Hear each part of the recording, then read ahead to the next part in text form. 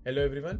पिछली वीडियो में बहुत लोगों ने बोला था कि मॉक टेस्ट का एनालिसिस कैसे करना चाहिए, उस पर एक डिटेल वीडियो बना दो, तो इस वीडियो में डिस्कस करते हैं वो। और मैंने अपने टाइम पे जो कॉपी बनाई थी एनालिसिस वाली, उसका पीडीएफ बना के इस वीडियो में मैंने डाल दिया है। तो उससे भी तुम्हें काफ़ी हेल्प हो जाएगी और डिस्कस करते हैं वीडियो के साथ। तो देखो, इस वीडियो में मैं बेसिकली दो सेगमेंट्स में डिवाइड कर रहा हूँ इस वीडियो को। एक वो लोग जो अभी 2 से 3 हफ्ते में एक मॉक टेस्ट देते हैं। ठीक है, बेसिकली तुम्हारा या तो 11th का मिड हो चल रहा होगा या फिर 12th का मिड चल रहा होगा। मॉक टेस्ट उतना रेगुलरली नहीं दे रहे होगे, स्कूल कोचिंग में एक दो मॉक टेस्ट हो गए तो हो गए, और बीच में अपनी प्रैक्टिस के लिए दे दिया तो दे दिया। और दूसरा सेगमेंट वो है जिनका जेई अब बहुत पास आने वाला होगा, मे बी अगले साल है या फिर कुछ महीनों में है। तो अब वो हर हफ्ते each week at least one mock test दे रहे हैं, मतलब 1 से 2 मॉक टेस्ट दे रहे हैं। सिलेबस खत्म होने वाला है या फिर जो भी। तो फिर अगर तुम दूसरे पार्ट में हो तो सीधा इस टाइम स्टैम्प पे जंप कर जाना, पहला पार्ट देखने की तुम्हें जरूरत नहीं है। और बाकी लोग आई वुड से कि डिटेल में आराम से बैठ के देखो वीडियो। तो देखो, मैंने जो बनाया था अपने टाइम पे उसी से समझाऊंगा और क्लियर हो जाएगा, ठीक है। तो फिर सबसे पहले ये एक मॉक टेस्ट मेरा हुआ था 2021 का है, तो मैं इसका मतलब मैं ट्वेल्थ स्टार्ट हुआ था ये, ठीक है। तो ट्वेल्थ स्टार्ट हुआ था, यहाँ पे पहले तुम नाम डाल दो, एनालिसिस डाल दो। सबसे पहला बुलेट पॉइंट तुम्हारा क्या होगा? डिफिकल्टी। देखो, जो भी मैंने ब्लैक पेन से लिखा हुआ है ना यहाँ पे, वो तुम्हारा बेसिकली एक टेम्पलेट टाइप है जो हर मॉक टेस्ट के लिए सेम होगा। और जो भी ब्लू पेन से लिखा हुआ है वो तुम हर मॉक टेस्ट में उसको फिल करोगे। तो फिर नाम डाल दिया। डिफिकल्टी कैसी थी? इजी था। सिली मिस्टेक्स कैसी नहीं थी तुम्हारी? Silly mistakes. तो इस मॉक टेस्ट में मैंने बहुत ज्यादा सिली मिस्टेक्स करी थी, 40 नंबर मेरे सिली मिस्टेक्स से उठ गए थे। पहला मॉक टेस्ट था, ट्वेल्थ का, आदत भी नहीं थी टेस्ट देने की, ठीक है। फिर क्वेश्चंस कितने सॉल्व नहीं हुए? तो questions I could not solve, इसका मतलब है कि ऐसे क्वेश्चन जो देख के लगा कि ये क्या लिखा हुआ है। ऐसे मोमेंट्स होता है ना एग्जाम में। तो वो नंबर यहाँ पे तुम्हें लिखना है, ठीक है। उसके बाद तुम्हारे मार्क्स पहले अटेम्प्ट में कितने हैं? अब 2 मिनट के लिए सेकंड अटेम्प्ट को इग्नोर करना, ठीक है। सेकंड अटेम्प्ट को 2 मिनट के लिए इग्नोर करो। फर्स्ट अटेम्प्ट में तुम्हारा जब पहला मॉक टेस्ट हुआ, इस मॉक टेस्ट को पहली बार तुमने अटेम्प्ट किया, तो कितने नंबर आए तुम्हारे वो लिखो। फिर मिस्टेक्स तुमने क्या की, एक नजर तो पड़ गया होगा ना नंबर देख के, एक बार ऊपर ऊपर से देख के क्या क्या गलती हुई है। कि करेक्ट को इनकरेक्ट को करेक्ट पढ़ लिया, या मैथ्स के एक क्वेश्चन पे अटका ही रह गया, इस तरह की मिस्टेक्स। और उसके बाद यहाँ पे लिखो मार्क्स तुमने किस एग्जैक्ट क्वेश्चन में गवाए हैं। इरिस्पेक्टिव ऑफ सिली मिस्टेक था, टफ क्वेश्चन था, तुम फॉर्मूला गलत लगा दिए, चीटिंग गलत आंसर कर लिए, कुछ भी था, तुम यहाँ पे लिखो कि लॉस मार्क्स कहाँ पे हुए तुम्हारे, ठीक है। तो फिर फिजिक्स में इस क्वेश्चन में मेरी गलती हुई, केमिस्ट्री में ये, मैथ्स में ये, ठीक है। अब जब ये हो गया, इसके बाद अगर तुम्हें अगले दिन एक हफ्ते में टाइम है तो बढ़िया, या फिर एक दो हफ्ते में जब भी तुम्हें टाइम मिले, इस पूरे पेपर को एक बार फिर से शुरू से दो, 3 घंटे बैठ के दो। अच्छे से रफ पेपर निकालो, प्रॉपरली सॉल्व करो 3 घंटे बैठ के देख के। अब क्योंकि तुम अभी पहले स्टेज में हो ना, यानी 2 से 3 हफ्तों में एक मॉक टेस्ट देते हो, इसका मतलब तुम्हारे पास काफी टाइम है कि एक मॉक टेस्ट को तुम 2 बार दे पाओ, ठीक है। अब यहाँ पे सेकंड अटेम्प्ट में तुम अपने नंबर लिखो, सेकंड अटेम्प्ट में तुम्हारे कितने नंबर एक्चुअली आए।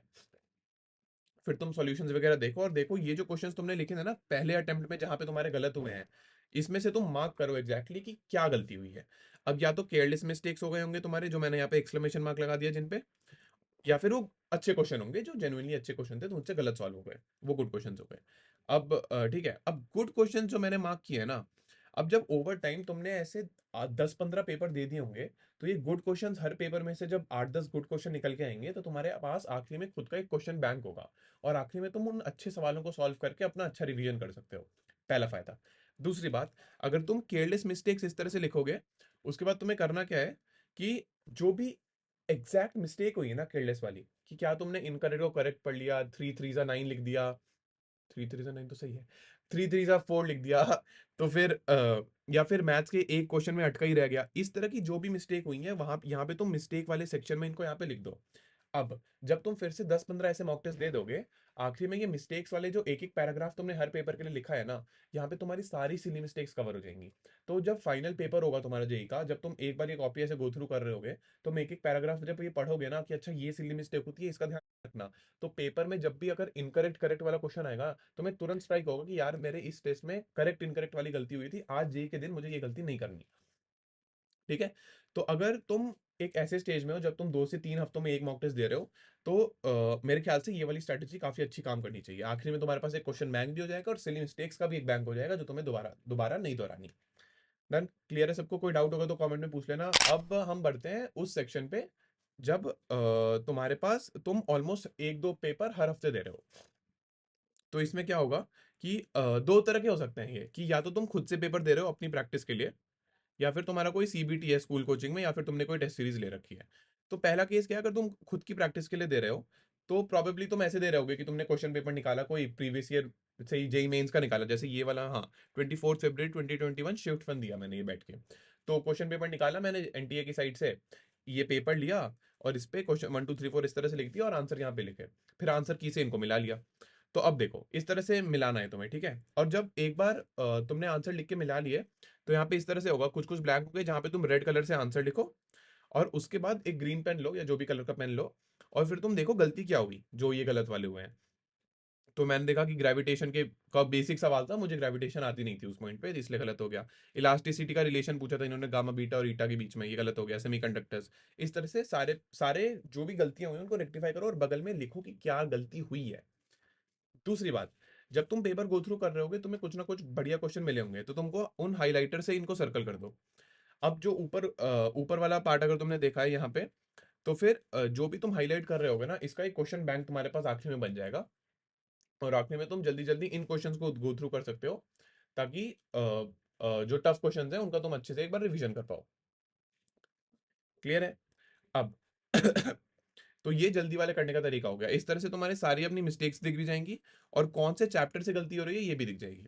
इस तरह से पेपर दो। और हाँ, जो भी इस तरह की गलतियां है ना, कि मान लो कोई फैक्ट बेस मिला या फिर मेटल कुछ इस तरह से आ गया ग्रेविटेशन बेसिक और मुझे आता नहीं था, तो फिर इसका सॉल्यूशन मैं इसी कॉपी में अगले पेज पे लिखूंगा कि ये फिजिक्स के दूसरे question, physics seventh, physics chemistry का फोर्थ क्वेश्चन, केमिस्ट्री का नाइन्थ क्वेश्चन, इसके यहाँ पे अगले एक दो पेज में ये जो भी गलती मुझसे हुई है वो मैं यहाँ पे लिख दूंगा। अब आखिरी में तुम्हारी कॉपी एक पतली सी इतनी भर जाएगी, उसको गो थ्रू करो जल्दी जल्दी, और जितने भी ऐसे कॉन्सेप्ट्स हैं जो तुम्हारी गलती हुई होंगी एक कॉपी में इकट्ठा होके तुम्हें आखिरी में मिल जाएगा। बहुत अच्छी रिवीजन होती है इससे। अब ठीक है, इस तरह से ये मैंने एग्जांपल की तरह एक दो और दिए हुए हैं, मैं इसका पीडीएफ तुम्हें डिस्क्रिप्शन में डाल दूंगा, वहां से गो थ्रू कर लो रेफरेंस के लिए। ठीक है, और ये डिटेल्ड नहीं है यार, ऑब्वियसली मैं 100 पन्ने की पीडीएफ नहीं बना पाया इस वीडियो के लिए, तो सारे मॉक टेस्ट नहीं है, लेकिन तुम्हें एक आइडिया मिल जाएगा कि कैसे करना है एनालिसिस। ठीक है। अब अगर देखो यहाँ पे भी एक और है, 16 मार्च शिफ्ट 2 का पेपर दिया था यार मैंने, 2021 का दिया होगा। ठीक है। अब अगर तुम्हारा सीबीटी था मान लो, और तुम पूरा इस तरह से पेन पेपर टाइप नहीं लिख रहे हो कॉलम वाइज, तो इस तरह से मैंने किया कि ये मेरा एक मॉक टेस्ट था ये 2022 में। ठीक है। अब तुम यहाँ पे कंप्यूटर से देखो कौन कौन से क्वेश्चन तुम्हारे गलत हुए हैं। यहाँ पे मैंने लिखा फिजिक्स में ये वाले, केमिस्ट्री में ये वाले, मैथ्स में ये वाले, और फिर से मार्क करो। मार्क करना सबसे इंपॉर्टेंट है। यहाँ पे मैंने सर्कल अगर किया हुआ है तो इसका मतलब डाउट है, इस तरह से सर्कल कर लिया। अगर वो डाउट क्लियर हो गया तो मैं उसके ऊपर ग्रीन पेन से ऐसे टिक मार दूंगा। अगर मैंने उसके ऊपर छोटा सा सर्कल किया हुआ है, इसका मतलब रिवाइज करना है, या फिर अपने नोट्स को पढ़ लो थोड़ा, रिवाइज नोट्स लिखा हुआ है यहाँ पे, तो इसका मतलब ये है। और अगर मैंने नोट्स को पढ़ लिया, रिवाइज कर लिया, कॉन्सेप्ट क्लियर हो गया, तो मैं उन पे ग्रीन टिक मार दूंगा। ठीक है। और सेम चीज जो यहाँ पे करी थी ना ये गलतियों वाली, ये यहाँ पे भी करनी है। अगर कोई ऐसा कॉन्सेप्ट था रिवाइज जिसमें रिवीजन की कमी थी, जैसे ये सर्कल वाले हैं ना, इनमें रिवीजन की कमी थी, मैंने कुछ छोड़ दिया था अपने नोट्स में, तो यहाँ पे मैं उनको लिखूंगा क्लियरली कि रिवर्स बायस में ऐसे होता है। ठीक है, ये फॉर्मूला मैं भूल गया हूँ मान लो। ठीक है, तो बेसिकली जो भी इस तरह मिस्टेक होंगी यहाँ पे मैं लिखूंगा। और फिर सर्कल वर्कल कर लो कुछ इंपॉर्टेंट होगा तो। आखिरी में ये जो नोटबुक एक बार भर गई ना, मतलब बहुत बहुत फायदा होता है जल्दी जल्दी रिवीजन करने में। एक और पार्ट है इस वीडियो में, अगर तुमने मेरी लास्ट वीडियो देखी होगी ना पीवाईक्यूज वाली, तो उसमें मैंने बोला था कि जो भी जेई मेंस या जेई एडवांस के मॉक टेस्ट है ना, एक्चुअल पेपर्स है, उनको मॉक टेस्ट की तरह देना है रिसेंट ईयर्स वाले। तो उसकी एनालिसिस कैसे करते हैं वो भी एक बार मैं डिस्कस करना चाहूंगा, मैंने जैसे बनाया था। तो आ जाओ करते हैं वो डिस्कस। हाँ, होपफुली तुम्हें मेरी स्क्रीन दिख रही होगी अब। तो देखो ये मैंने जेई एडवांस के पीवाई क्यूज निकाल के पेपर देना शुरू किए थे ना, तो फिर ये मैंने एक स्प्रेडशीट टाइप की बनाई थी, और इसमें जितने पेपर दिए उसका प्रॉपर एनालिसिस है। तो मैं भी रिकमेंड करूंगा कि अगर तुम्हारा जेई बहुत पास आ रहा है और तुम पेपर अब फुल फ्लेज ऐसे दे रहे हो 6 6 घंटे बैठ के, तो इस तरह का एक स्प्रेडशीट बना लो। ये भी मैं डाल दूंगा डिस्क्रिप्शन में तुम्हारे रेफरेंस के लिए। देखो, सबसे पहले तो क्या है कि यहाँ पे मैंने ईयर लिखा, पेपर वन पेपर टू में कितने नंबर आए, मैक्स मार्क्स आए, स्कोर परसेंटेज वगैरह, और डिजर्व्ड। डिजर्व्ड वाला जो तुम्हारा कॉलम है ना, ये है कि तुम्हारे एक्चुअल मार्क्स जितने आए उससे ज्यादा मैटर करता है कि तुम कितना उसे खींच पा सकते हो। ठीक है। और तुम्हें जब ये डिफरेंस दिखेगा ना कि मैंने 211 नंबर स्कोर किया और मैं 260 लाने का कैलिबर रखता हूँ, तो तुम्हें हिट करेगा कि मैं क्या गलती कर रहा हूँ। अब इसके बाद यहाँ पे तुम अपना ओवरव्यू लिखो, मैंने क्या गलती करी, कि सिली मिस्टेक हो गई, या फिर ये गलती कर दी, ये मैं पढ़ के नहीं गया था, ये वो। और उसके बाद यहाँ पे तुम लिखो topics which need revision, maths physics chemistry में। ठीक है। जब तुम इस तरह की स्प्रेडशीट बनाओगे ना ओवरऑल, तो तुम्हें क्लियरली दिखने लगेगा कि तुम्हारे मतलब यहाँ पे मैं उल्टा चल रहा था, 2021 से 20 से शुरू किए, 19 18 इस तरह से गया, और नीचे तक आते आते मेरा स्कोर बढ़ने लगा था और सिली मिस्टेक्स कम होने लगी थी। तो less silly mistakes than earlier, still 3 4 question इस तरह से। और जब तुम इस तरह से देखोगे कि कौन से चैप्टर में गलती हो रही है, तुम्हें एक ट्रेंड दिखेगा कि अच्छा मुझे ट्रिग्नोमेट्री नहीं आती अभी भी, ठीक है, इस तरह से दिखेगा। तो फिर इस तरह के एक स्प्रेडशीट बनाओ, काफी अच्छा एक ओवरव्यू भी मिलता है इससे। तो ये भी मैं डिस्क्रिप्शन में डाल दूंगा तुम्हारे रेफरेंस के लिए। बाकी इतना ही है, ज़्यादा टेंशन मत लो, और कोई दिक्कत होगी तो कमेंट्स में पूछ लेना। चलो ठीक है, मिलते हैं अगली वीडियो में, bye bye, all the best.